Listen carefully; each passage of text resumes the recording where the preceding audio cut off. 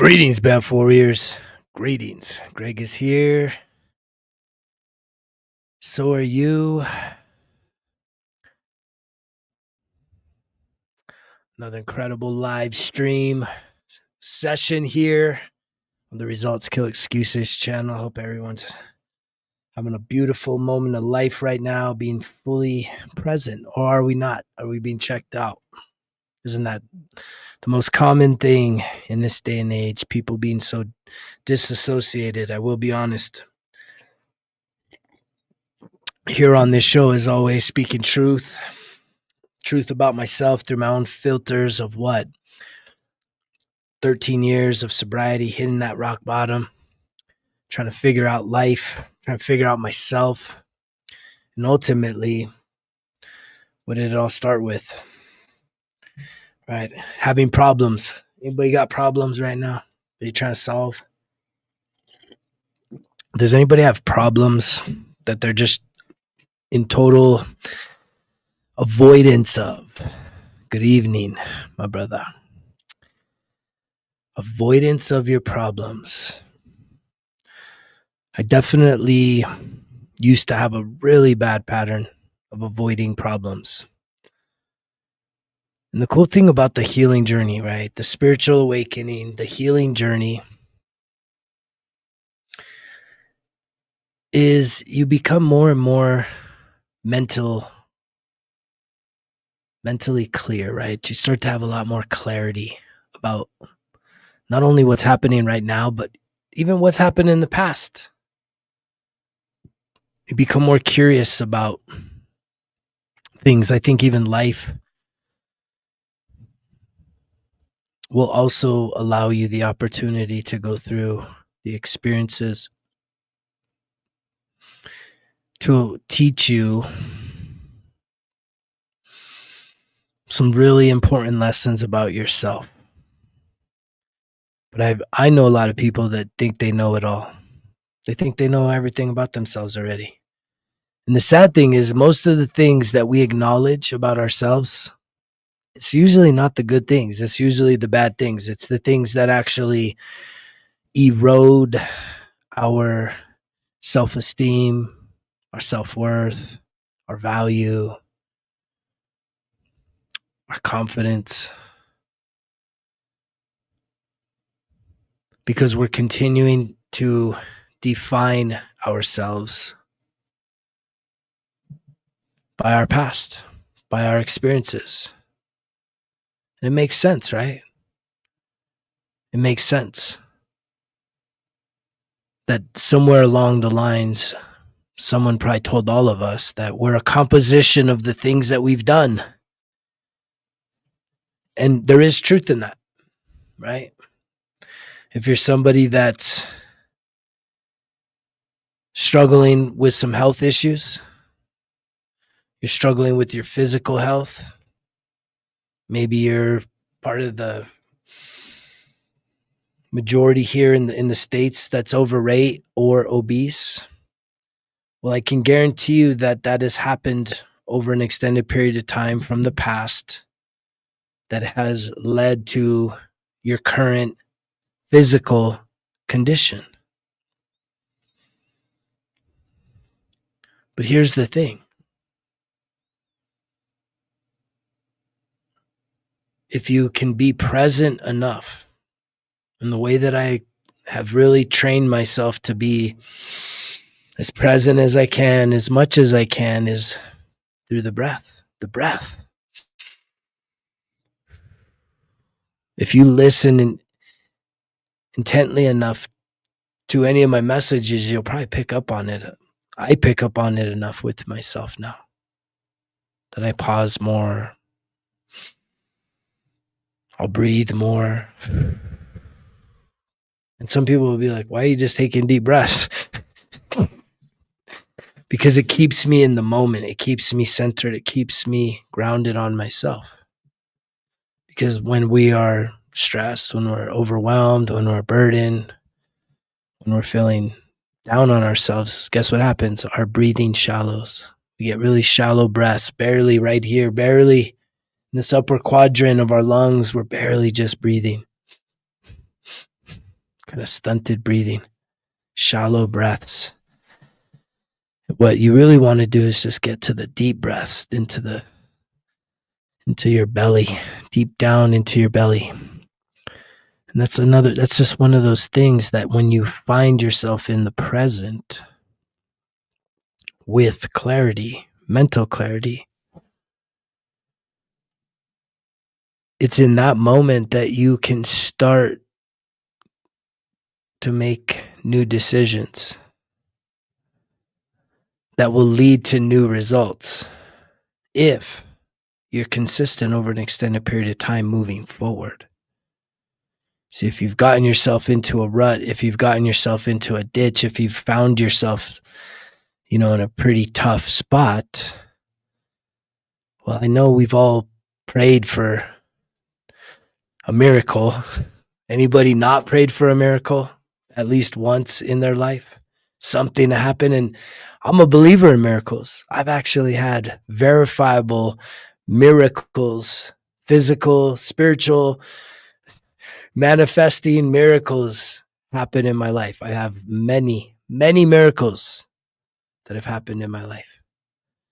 But there's just some circumstances of life where praying for a miracle is beautiful, but it may not show up. And yet, what do you do then? What do you do if the miracle doesn't show up? Does that mean that God doesn't love you? Does that mean that you've been forsaken? Does it mean that you're such a bad sinner that you're unworthy of help? Or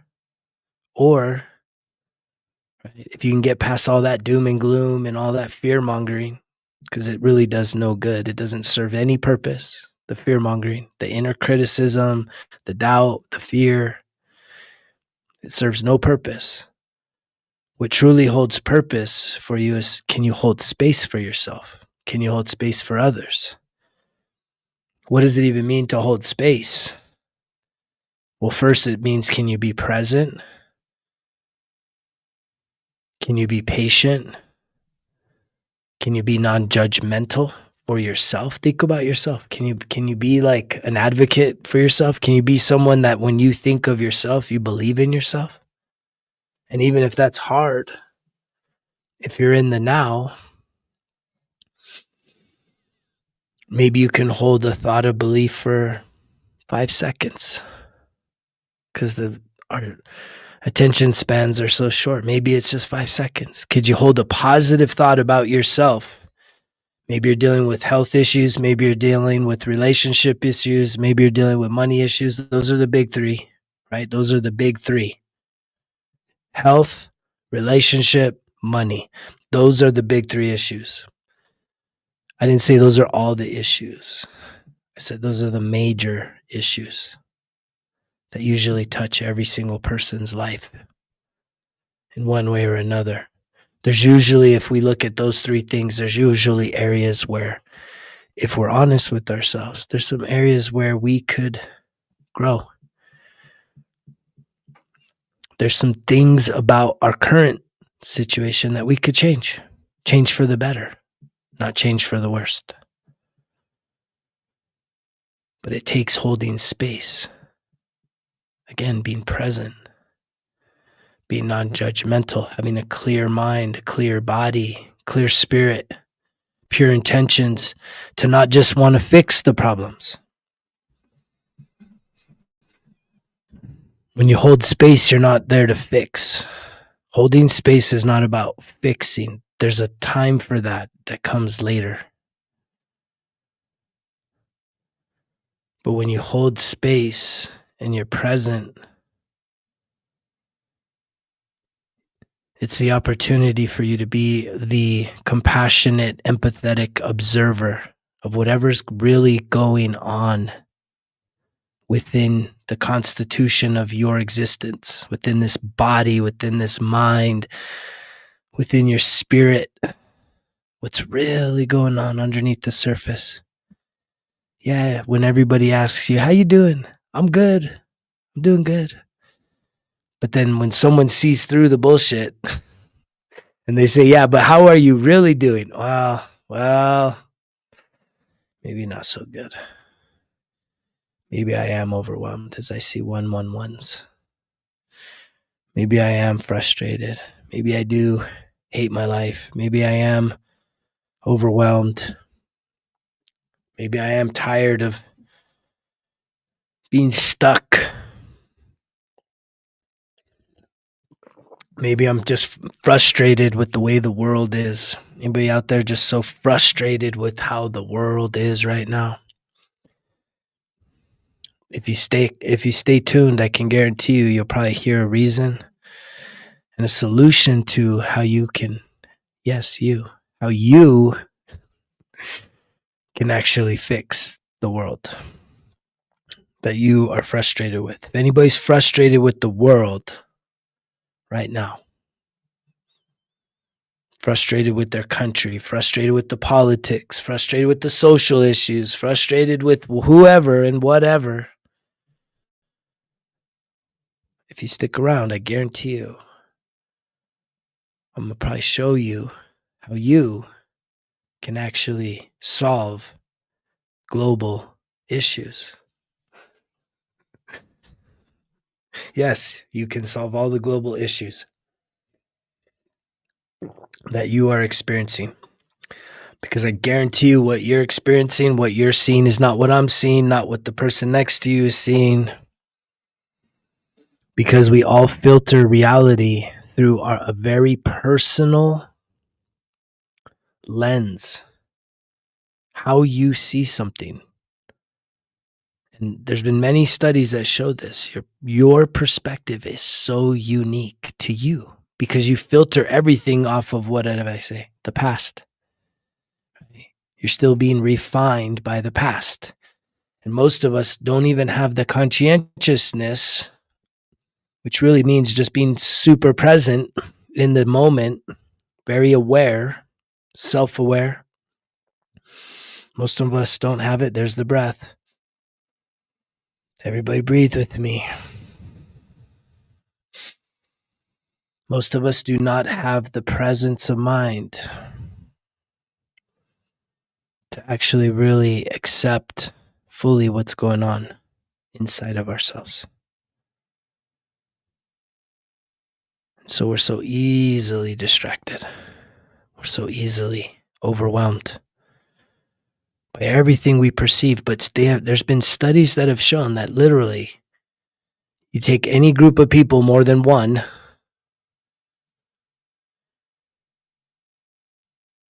and you show them something or you read something, you give them all a piece of paper and pen and you say, tell me what you just saw. Do you think everything's going to be the exact same? There's no way.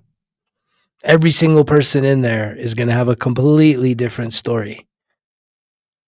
Completely different.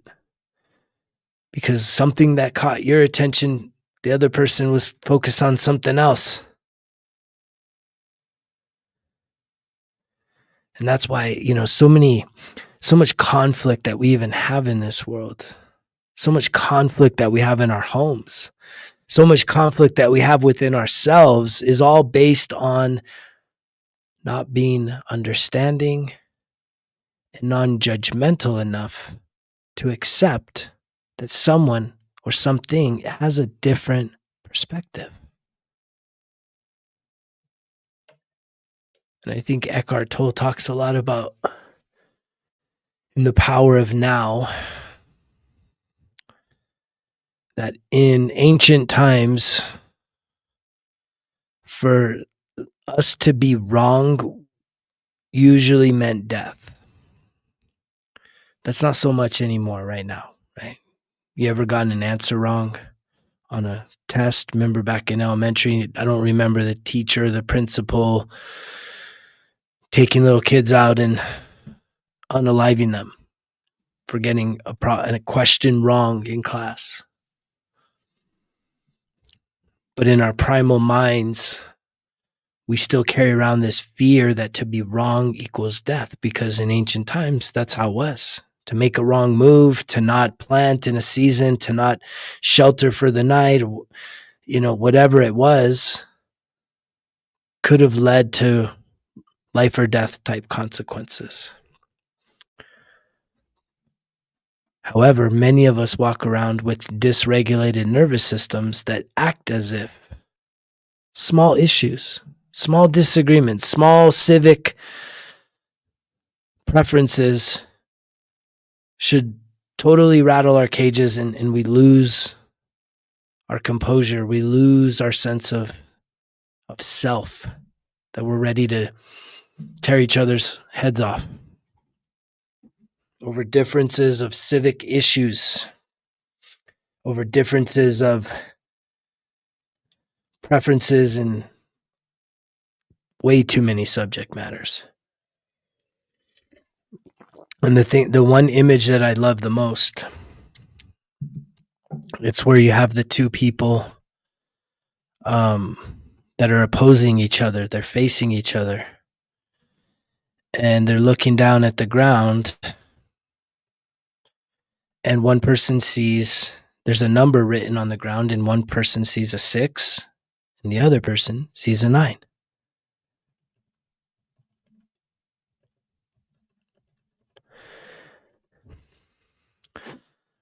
Let me pull this up.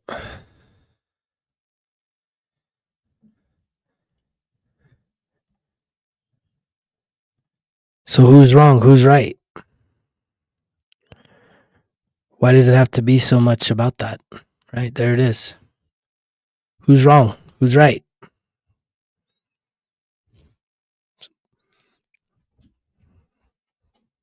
I mean, this is literally how much of humanity right now. How much of humanity when we talk about politics? How much of humanity when we talk about social issues and cultural issues? It's literally two people screaming at each other, and literally both persons are validated. And especially in this day and age, right? With all the information that we have the power, we have the information of all human history. So quick, we don't even have to type anymore. You could just speak and you can get the most difficult problem solved. You can find any information. And the crazy thing is that no matter what side of the argument you choose to align with, there's incredible, concrete, reputable information to support your perspective as with the other person. There's information that covers both sides of the fence, both points of view perfectly. So it's so hard to find a definitive who's right, who's wrong, because both sides are covered with research and data and what they perceive to be truth. And yet, what are we going to do? Rip each other's heads off? Is this where you find yourself today? What side are you on? What are you fighting over? Where's the conflict inside of you right now? Does anybody actually feel kind of foolish that you allow for social issues to bring out the worst of who you are? Anger, that you allow issues outside of your own self to change who you are because someone else has a difference of opinion. Someone else is actually seeing something very different than you. But because we are so afraid to be right, we are so afraid to be wrong. Are you afraid to be wrong? I see it a lot in religion. People get real nasty. Religious people are really have kind of lost their grace, their kindness, right? I don't see people turning cheeks no more. I see people wanting to fight and argue and beat you over the head over their beliefs. Your belief versus another person's belief on the other side of the world. Your belief matters. You're superior. You're right. The other person on the other side of the world is absolutely wrong. They're staring at the same thing, pointing at the same thing, and y'all are trying to fight over who has the moral superiority over every issue. And yet, the whole point of this, and by this I'm talking about life, not the whole point of the argument. See, the arguments are meant to keep you distracted, are meant, if there's anything that needs to be revealed on this planet that we live on, that we reside on together collectively, if there's anything that needs to be revealed, it is the masterful deception of getting you, right? Getting you to be distracted, to be disassociated with yourself, to be so consumed by an issue, by some subject outside of yourself that you literally have probably zero control over. You probably have no power over it if you're honest with yourself. I've always identified myself, especially when I started doing humanitarian work, right, which is going to disasters all over the country. When I started doing some civic work, running for politics, getting involved in municipal issues, I really started to identify myself as an advocate versus an activist. Does anybody know the difference? Anybody have an idea of what's the difference between somebody that's an advocate and somebody that's an activist? This is my opinion. This is my perspective. When I see people demonstrating, right, their rights, their right to protest, activists, to me, it's like you're banging pots and pans. I've never seen, or please, someone give me some kind of evidence to a protest bringing about actual change. It's got to be pretty rare. That's usually not how we bring about change. And if you've listened to my message long enough, you need to realize that I'm not here to shame anybody if you were out protesting, but it really is just banging pots and pans. And pots and pans don't really make the best music, do they? It's just loud, man. It's loud and okay, great. People are making noise. Now, what I realized is, and I've been to some protests way back. It's been a long time since I've been at a protest. But I've been to some protests. I made some signs. But I kind of when I was out there, I was like, I'm not gonna lie, I felt dumb. I'm not saying you have to feel dumb. I was just like, this is a waste of my time. And what I realized is there's a role called an advocate. And an advocate is so much different than someone banging pots and pans, because an advocate is somebody that's willing to champion an idea, to look at a problem. Could be any problem. You're going to look at a problem from all the angles. You have to be very objective when it comes to this. You have to be neutral. You have to be non-judgmental. You have to identify, hey, there's a problem. And I don't like this problem. What's up, Jay? Welcome back. And because you don't like the problem, you're willing, you, as the advocate, you're willing to go champion and speak truth to power. but not just by talking about the problem. You got to take it farther. You got to talk about solutions, positive solutions. You got to bring the solutions to the table that are well articulated, that are measured, that are actionable, that have low-hanging fruit so that things can actually change. Something that you're passionate about. It becomes a part of who you are. It's like a purpose. You feel purpose-filled. You're like, I'm waking up every day because I'm going to put in the work. And ultimately, the most successful advocates, you have to be a peacemaker. You can't be polarizing.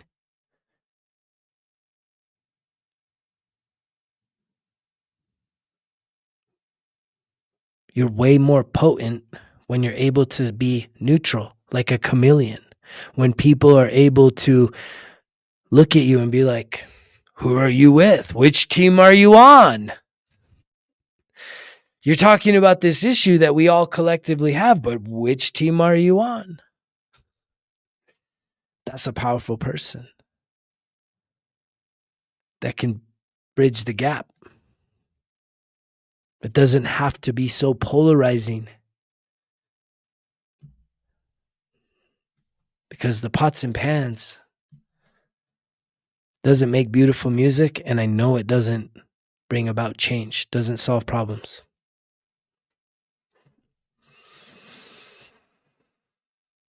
There's the breath again.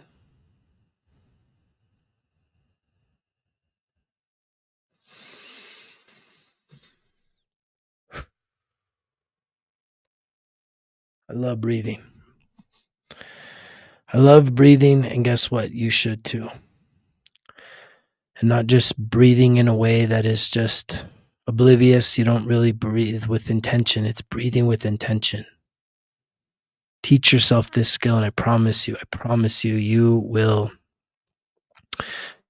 gain so much more self-awareness over your life. Because the thing is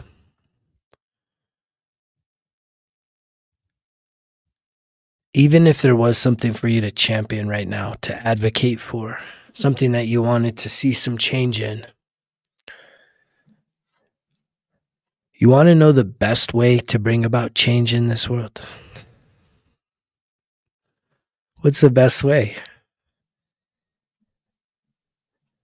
Is it by talking about it? Is it by yelling about it? Right. What do you think is the most inspirational way to bring about change? I mean, really ask yourself, when was the last time that you changed something? Oh shit, he's listening. He's in, man. This guy's tapped in. 1,000, bro. Thank you. Thank you for being here. Thank you for speaking up. Leading by example. The way that you change this world, remember I said that? If you stay tuned, and I'm going to tell you how you make this world a better place, how you improve this world. I promise you, no one improved the world by banging pots and pans this past weekend. No one improved this world by cheering on their team.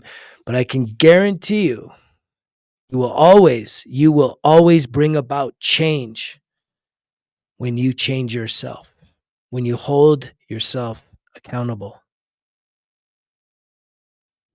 And that's where most people, they don't even want to go there. They don't even want to go there because it's so much easier to latch on to some social issue, some groupthink, anger and vitriol and just all the bullshit that's so polarizing that,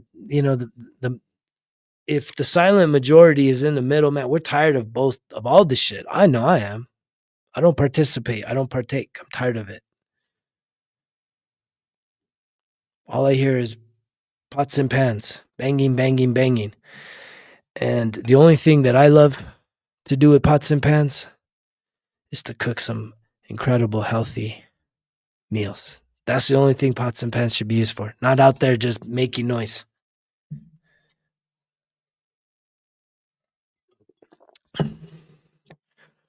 But true transformation comes when you change something about yourself, something that maybe you didn't believe was even possible. Maybe you were so down on yourself, you were so hard on yourself about an issue that you've been avoiding. You got a financial crisis happening, or you got a relationship crisis, or you got a health issue coming up. Maybe all three. Maybe you're the triple crown. You got all three of them. I've been there. And yet, maybe the other thing is you don't have the clarity. You don't have the sense of presence, the courage, the confidence, the true unconditional love to hold space for yourself, to really sit in your own problems, to deal with your own problems. Because one thing I believe unequivocally is that whatever you are seeing in this world, if you're seeing chaos and division and just racism or whatever the hell it is that you're seeing, spot it, you got it. It's literally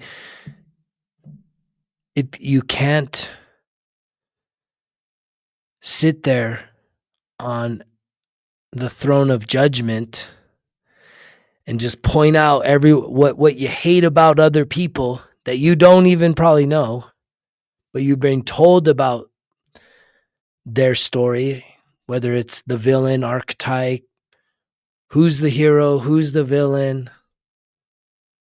And so you buy into the stories that are being told to you.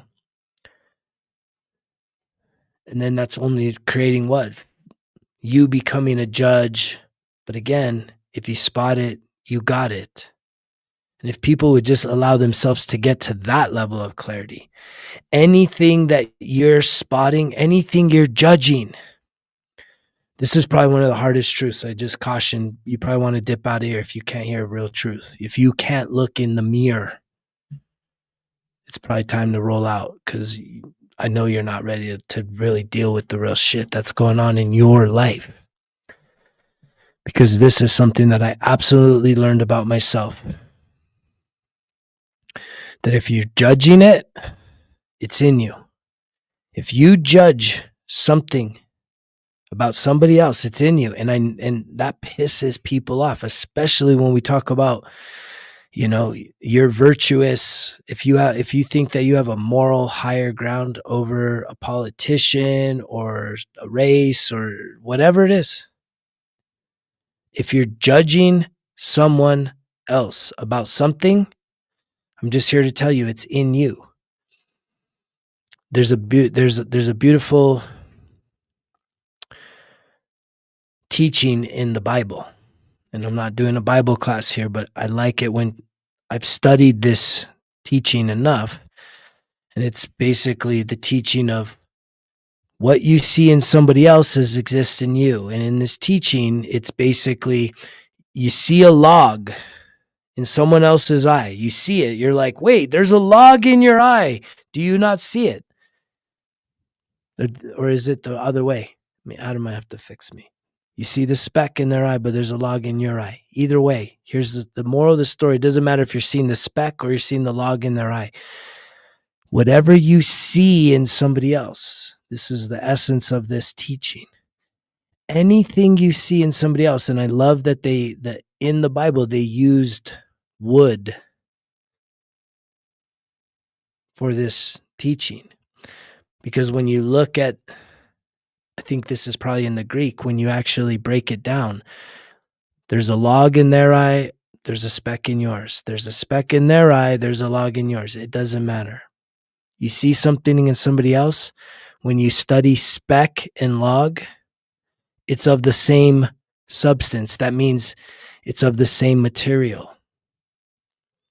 If you see hatred in somebody else, guess what? There's hatred in you.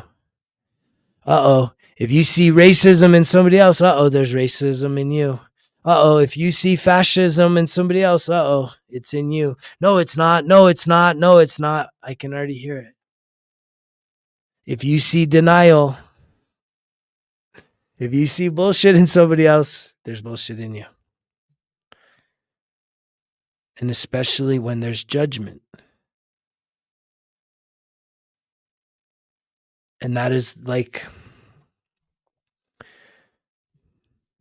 that lesson probably right there is what everything hangs on in terms of this whole entire spiritual experience. You are not a human having a human experience. You are an eternal soul having a human experience. And this whole entire experience is a classroom, and it's called life. It's a big game. It's a big simulator. It's a game.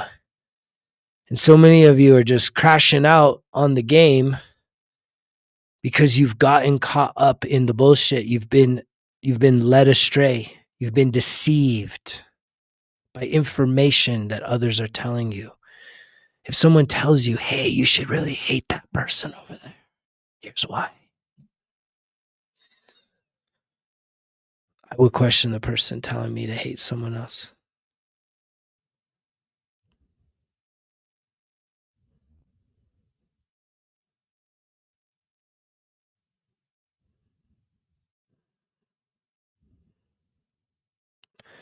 In most ways, man, that we live in that superficial world. But however, not here. This is one of those areas,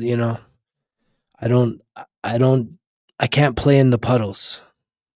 I don't do the puddles anymore. I am way beyond the depths. I'm so deep within that I'm so expansive without. I've gone so deep, man, to the deepest,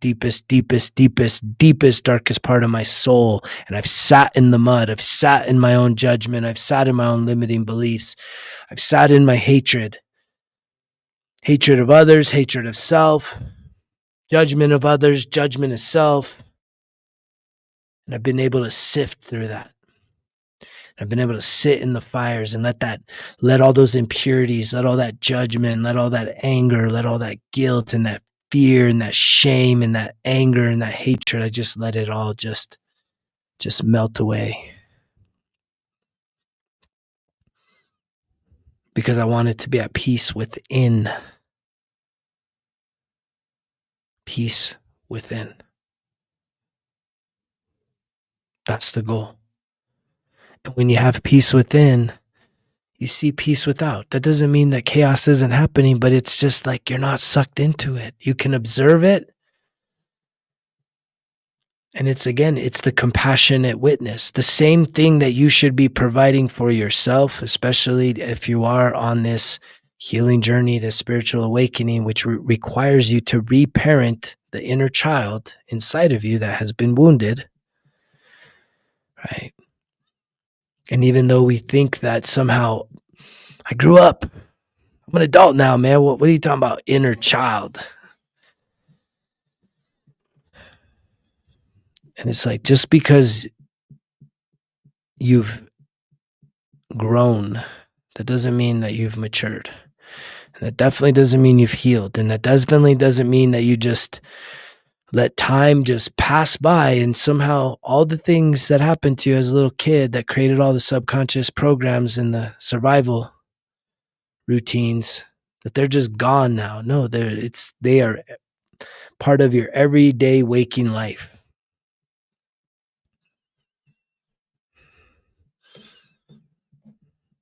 What's really going on when we're fighting for justice, fighting for inequality, fighting for all these social issues, we're just afraid.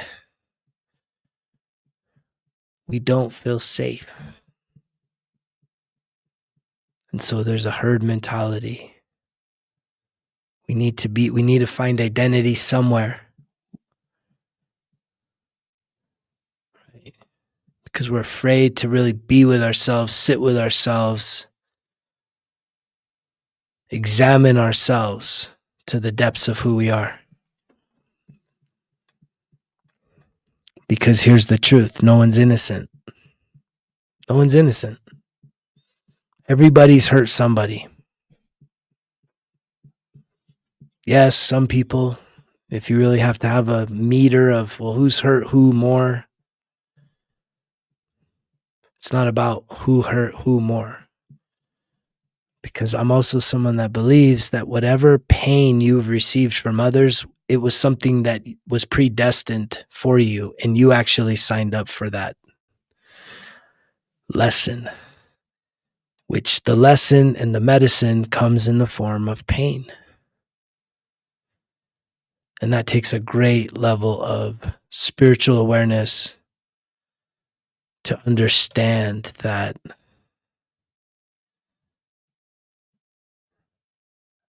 everything happens for you, not to you. We're not victims. It's time to wake up. It's time to kind of come out of the delusion and the suffering of attaching ourselves to things outside of ourselves. Right? You want to see suffering reduced on this planet? That's probably one of the greatest things that I am contributing to, is helping people to help themselves by healing themselves. And by healing yourself, guess what? That's one less person that's mentally and emotionally and spiritually suffering.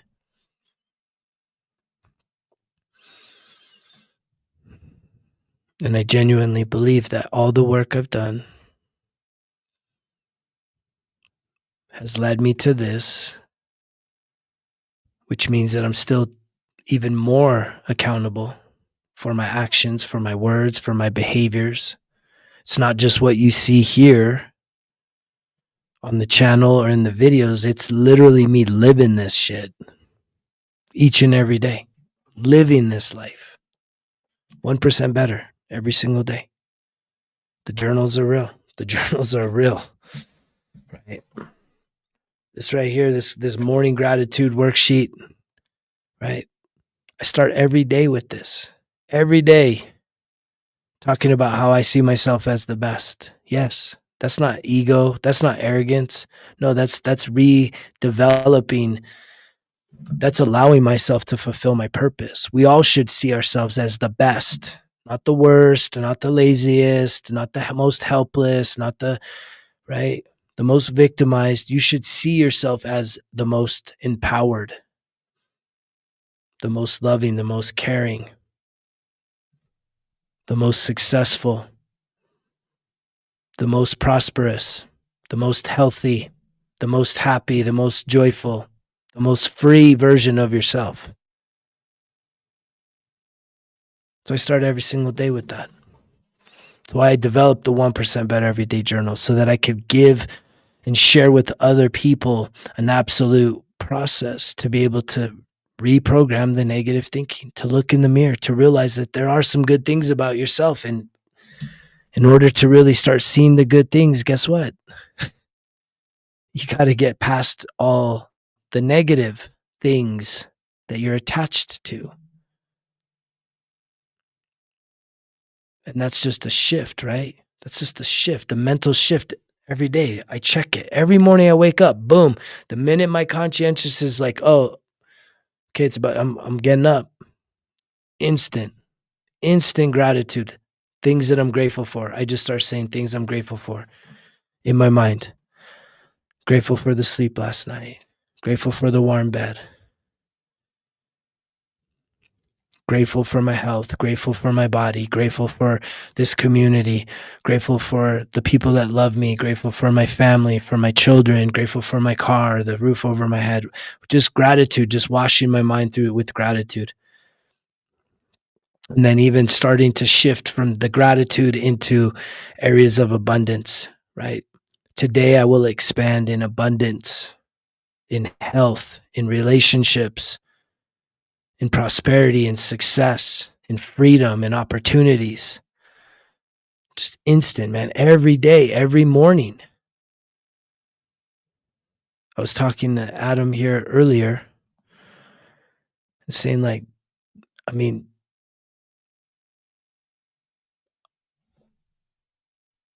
there's never a point, no matter how much days I've shown up for myself, I don't see a point to where in the future I just say, I've arrived. I'm enlightened now. Time to just be.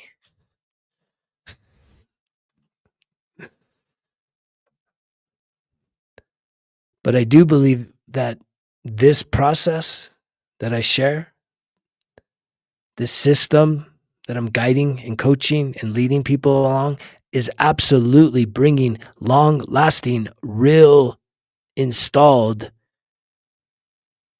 success in the healing. And there's a lot of people that just say, oh no, healing's just a forever process. I don't believe that. I believe that it is in our best interest as humanity to heal once and for all, to heal, take responsibility for your wounding and heal yourself, heal the emotional wounds.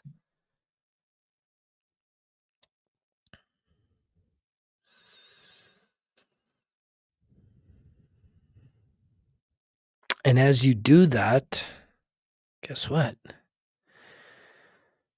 I also believe you get stronger, you get better. But I'm also someone that believes in the saying, new levels, new devils. That there's certain patterns in my life that I continue to be challenged with, areas that are challenged.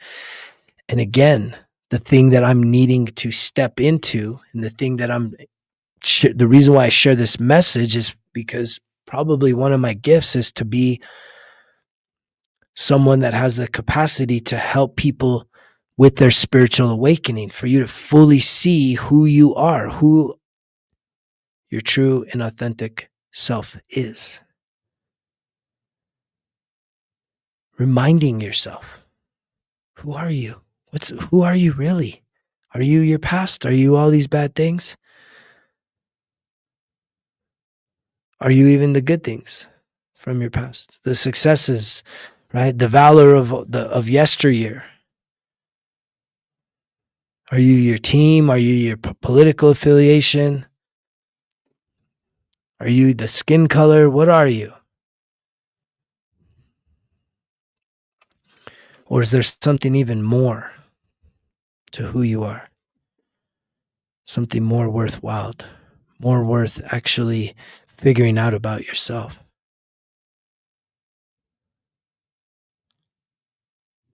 But yet, nothing I say, I'm not here to convince. I'm here to put out a message, which is really putting out a frequency. And the thing I love is that those of you that are here, I can guarantee you, your soul and my soul agreed to be here right now. And I'm grateful for those of you that are connecting, communicating, whether it's in any of the videos, right? That's the thing that brings me the most joy, is when someone is connecting in a way that you're opening up and you're saying, man, this really hit home. This really connected with me. Holy shit.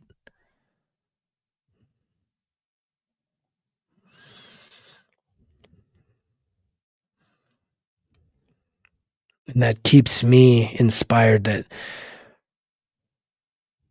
what I'm doing isn't in vain. But there's a part of me that, even if I'm not doing it for the validation. I'm not doing it for the subscriptions. I'm not doing it for the likes. There's something inside of me that's telling me to do it regardless. To do what I am doing, creating the 1% Better everyday journals, right? Putting out these messages, getting on here right now to do the live. Something is telling me that even when I pull back, even when I step away, that to keep doing it. Because even when I've tried to pull away from my own practice in private, it's like, no, we're not going to go there. Because if anybody's ever been in recovery, right, it's like, there was the breath again. There's the breath.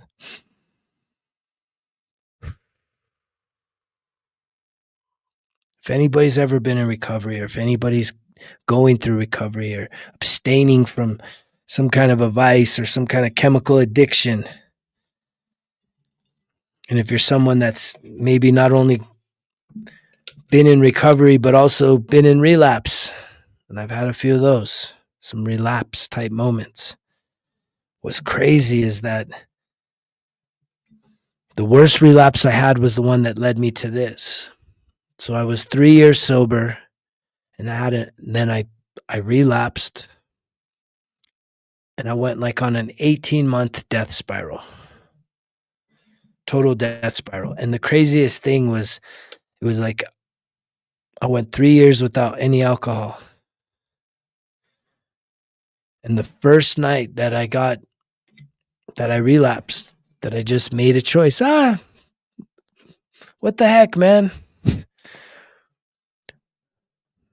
Let's live it up.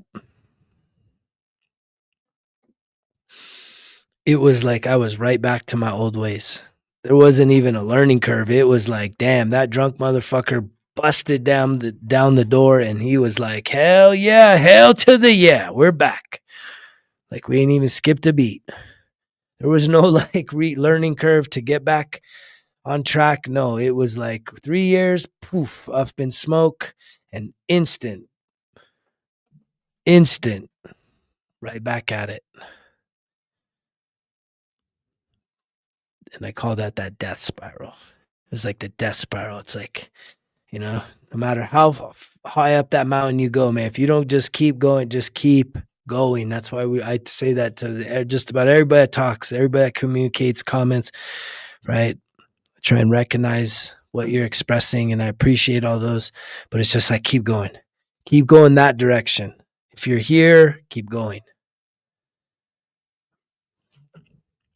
And the beautiful thing, though, is that first sobriety I did, the 3 year, that was a dry drunk. I got sober angry. I was angry. I wasn't broken. That was the difference. I was angry. And I used that anger to get sober. I hated alcohol. I hated it so much. And the right circumstances, the right environment, and it swept me right back off my feet and dumped me right down the fucking drain until I finally hit that rock bottom. And the next time that led me to this, going on 14 years sober now, I was broken. I was absolutely broken. I was so disappointed in myself that I could not believe how powerful it was that I went back for 18 months. And I couldn't believe how I took already having multiple DWIs, which bring enough guilt and shame, to then going on an 18-month death spiral, and then having that lead to even worse problems, domestic violence arrests. Great. As if DWIs weren't already bad enough. Now we got to deal with domestic violence because of my alcohol problems, because of my inability to just sit with myself, hold space for myself, be sober, right? Be present, be non-judgmental, expand my emotional literacy, get to know myself, ask for some help, right? And see it through. Not look for a quick fix. I tried a lot of things, but I didn't know what would truly help and what wouldn't. It was trial and error. That's this life. No one has a book. Any of you guys have a book? Just trial and error. You're going to try some things. Some things are going to work for you. Some things aren't going to work for you. Some things, but it's also a relentlessness. That's that Banff warrior mindset, right? Because it's also relentless. Some of y'all are going to try something. It's not going to work the first time, right? But maybe it's because you had the wrong attitude. You didn't have the right attitude. Were you truly open to experiencing it? Were you already judging it? Were you already doubtful? Were you already... Again, this is the level of self-awareness that leads to the mastery, is when you really know what spirit you're going with. You quit lying to yourself. You really know what spirit you're going with when you walk into something. When you say you do something and you do it, are you doing it with a chip on your shoulder? Are you doing it because you have to do it at an obligation? Or do you have healthy boundaries for yourself and you truly know yourself and you can say no? Thank you for the invitation. I won't be able to make that. What? What do you mean you're not going to make it? This is our tradition. How dare you break tradition, right? A lot of people get that pressure. How dare you break tradition? And then if you don't truly believe in yourself, there's the breath again.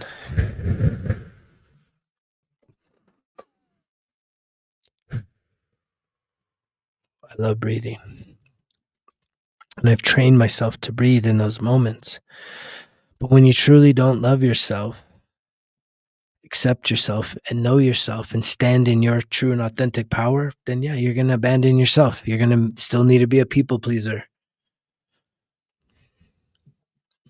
One of my favorite listens, I think I had shown this one the other day.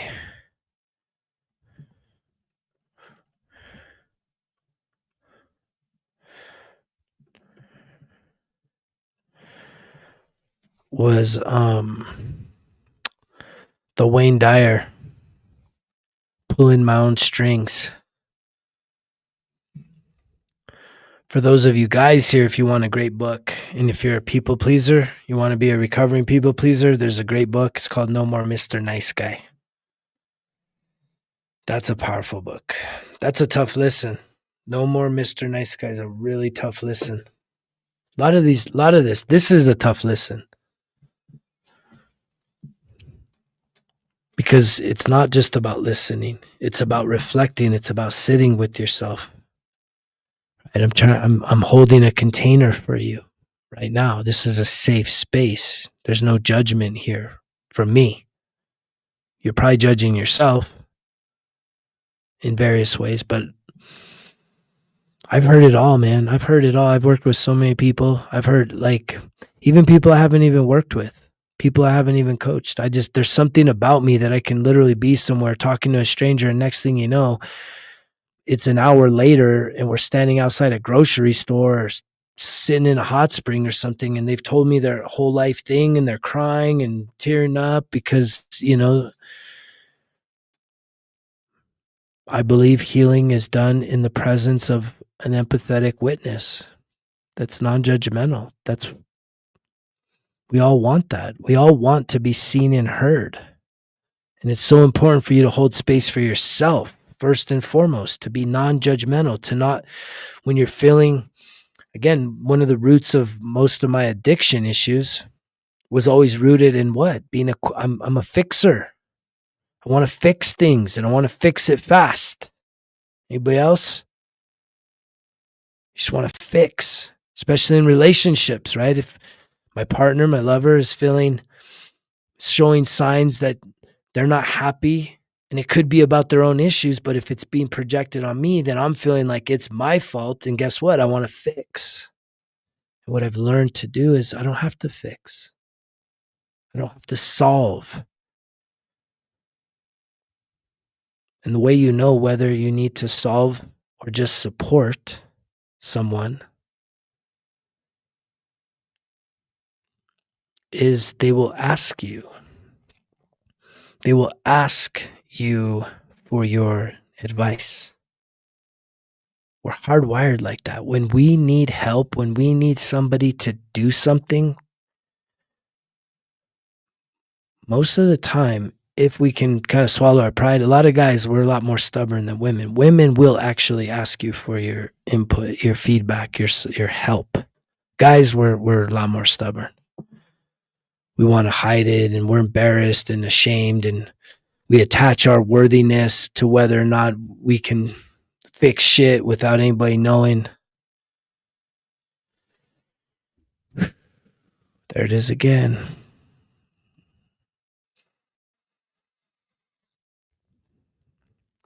And yet what really matters is they'll ask for it. But most of the time, most people, when they come to you with something that's bothering them, hurting them, causing them pain, they just want an empathetic, non-judgmental witness. They just want you to just sit there, put your hand around them, grab them a box of tissue, just let them be seen and be heard. That's it. It's something that I'm mastering and practicing daily.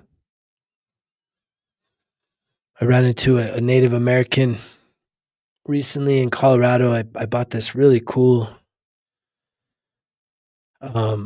it's a dream catcher, but it's not just the round one. It's made out of antler horns. So it's like, I don't know, it's two antler horns. I'll have to take a picture sometimes.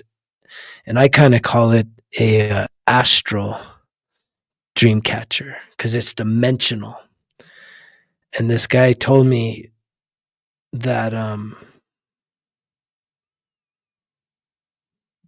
some medicine that he shared with me as I was doing this exchange to get this astral dream catcher from him.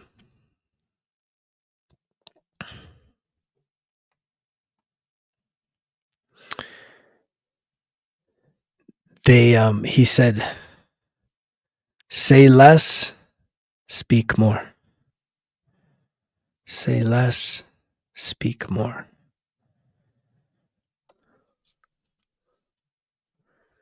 And I think that's something that's helped me to be more mindful of the words, even though if any of you have been here for any given amount of time, know that I could probably keep up with some of the best of these streamers for hours and hours and all-nighters and 24 hours and 30 days straight of streaming because I have a lot to share. And I'll leave you with this, because I think everyone here has something to share. But I think sometimes we need to be inspired. We need to be motivated. I think someone came to me recently and was feeling kind of stuck and maybe not as motivated. And so sometimes when I'm feeling stuck, there's lots of tools. There's lots of tools that we can use to kind of reinvigorate ourselves. And one of them is semen retention. That's a very powerful tool. It's a spiritual practice, just like fasting. It's a spiritual practice.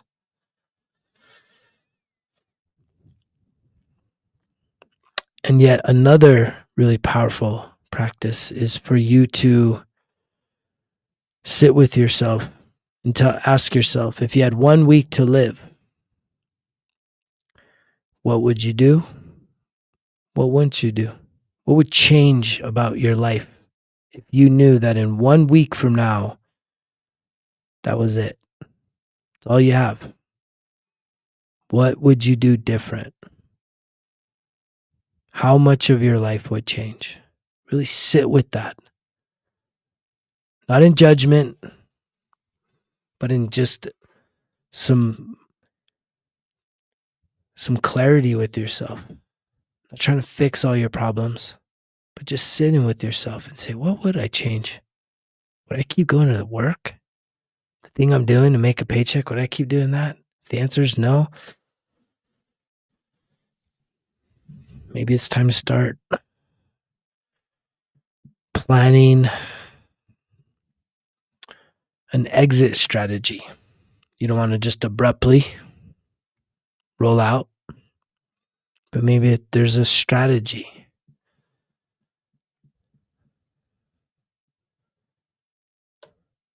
If you had 1 week to live, would you be more present, hold more space for people around you?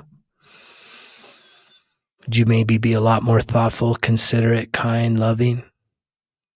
Would you maybe ask somebody that you love and care about? Would you maybe tell them that you're sorry? Seek some forgiveness? Try and heal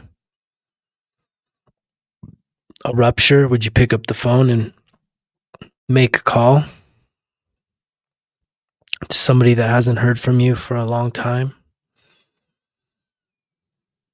so that you can maybe heal, reconnect? Would you put a message out there that could be captured and recorded and saved for people to see well beyond the next week? I know that's one of the things I'd be doing. You guys will be seeing me on here nonstop. I will be putting so much information, so much content out here. But a lot of the other parts of my life would be very much the same, you know?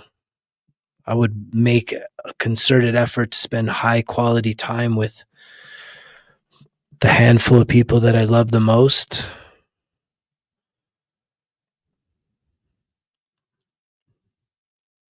And a part of that is this community. I wouldn't really spend a whole lot of time like, hey, I need to go see this place or go that place, 20 hours on an airplane. Like, I wouldn't need to do that.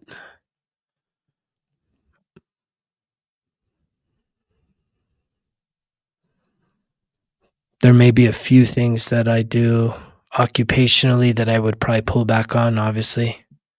But I would probably try and set it up for success to hand it off to somebody.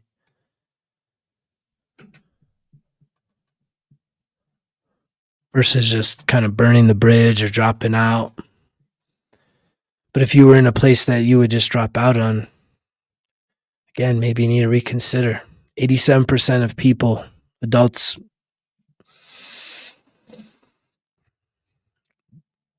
hate their jobs. Are you one of them?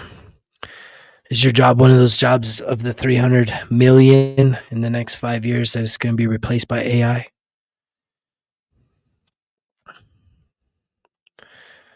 So those would be some deep thoughts. These are thoughts that I've had with myself. These are thoughts that when I'm feeling stuck, these are tools that I use, fasting, semen retention, right? Deep reflection, grounding, deep meditations, exercise, sharing, generosity, random acts of kindness. When was the last time you did something like that? You want to make this world a better place? Go do something incredible for somebody else and expect nothing in return. Go to a restaurant. There's a few things to do at the restaurant that I love to do. And you've probably heard me talk about it. One of them's tipping the total. So that means if your bill comes out to $100, you literally tip 100. So the total that you sign off on is 200. But second is, and I actually kind of like this sometimes more,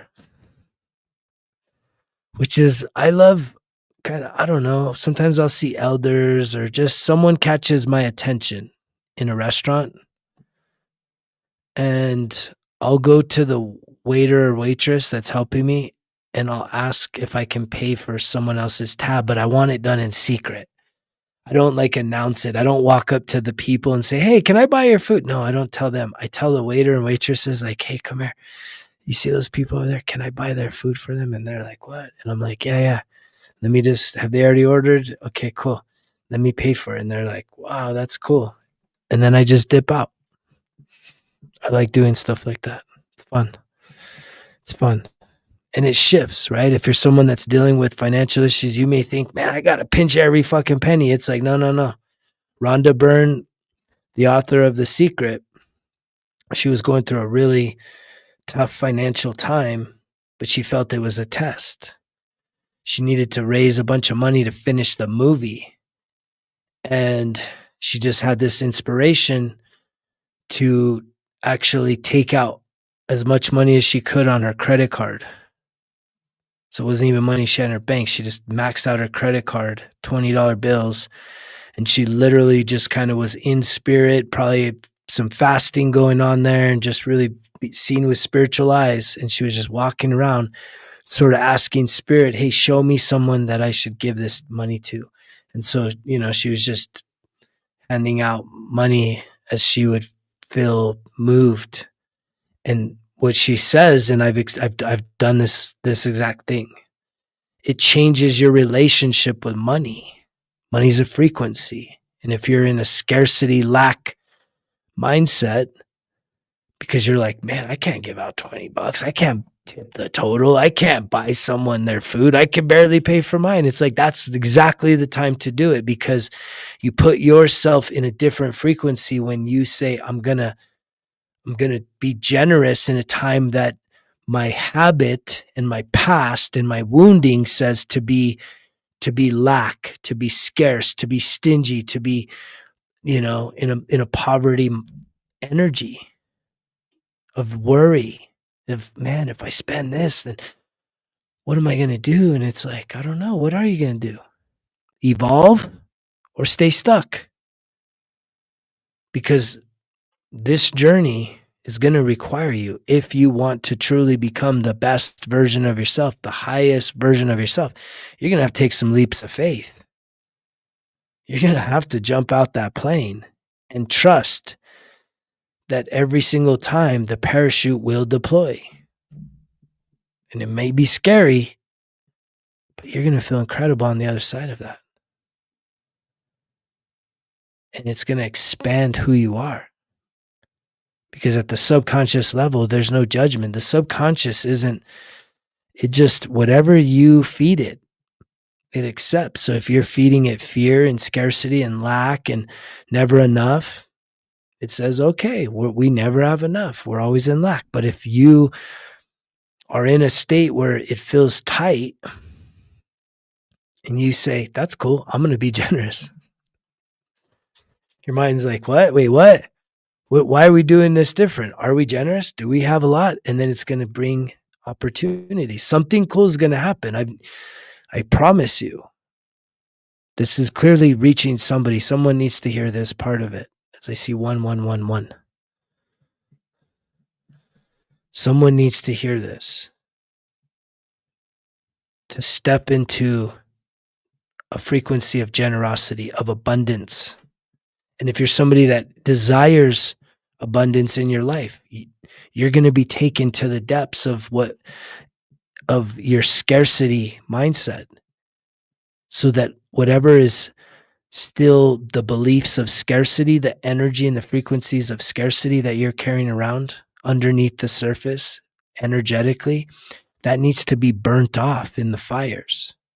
You need to be abundant in the fire. A lot of us just think, oh no, if I ask for abundance and then all this money doesn't just show up, or all these opportunities don't just show up, that somehow something's wrong with me. And it's like, no, you have to, the way you get to abundance is you have to overcome your scarcity by being in the scarcity and being in the frequency of abundance, to where the scarcity, the tightness, whatever it is, no longer has power. And you can apply that to any area of your life where you feel resistance, where you have a desire for more. There's the breath.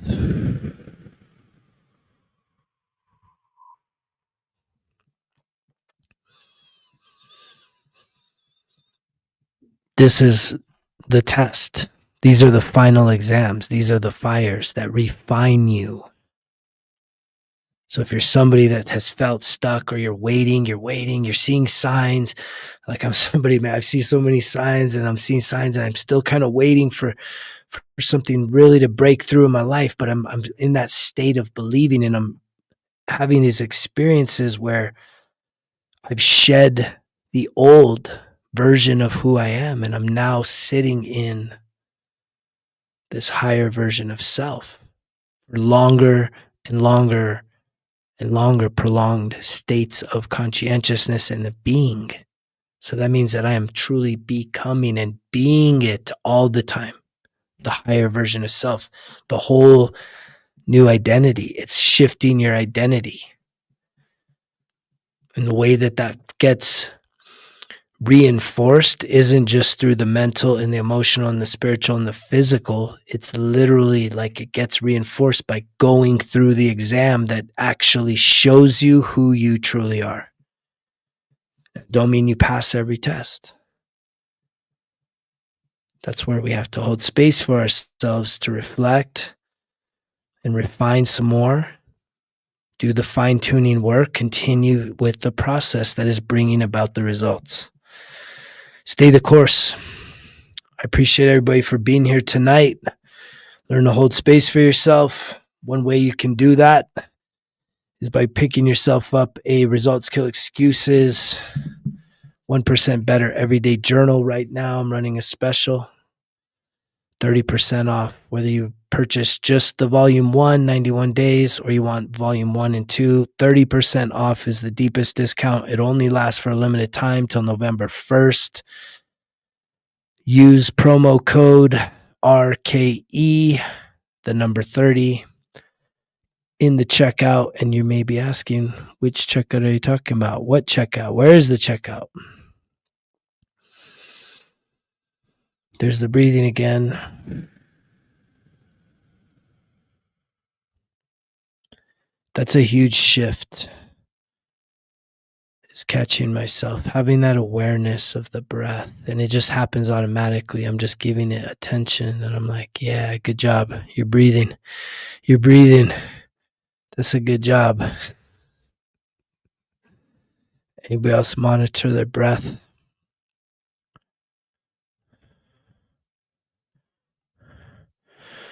Just go to resultskillexcuses.com. If you click on the shop, print products, you'll see all the stuff we got here. You got volume 1 bonus pack, the volume 1 and 2 bonus packs right here. All you got to do is just add that to your cart. When you hit checkout, if you just type in RKE30, you're going to get a 30% off discount. It's pretty significant, $51 savings. Join the movement, join the 1% better every day journey by truly holding yourself accountable, investing in yourself. It's the greatest investment you can make, and this is the greatest resource that's out there. It's not just the journal. It's not just a notebook. What's really packed into here is a master class. And if you haven't seen the example on the YouTube channel, you should definitely check out the course at the Results Kill Excuses YouTube channel. I put up a video over the weekend. That's one of my favorite. It's one of my favorite classes, which is sitting and processing your feelings.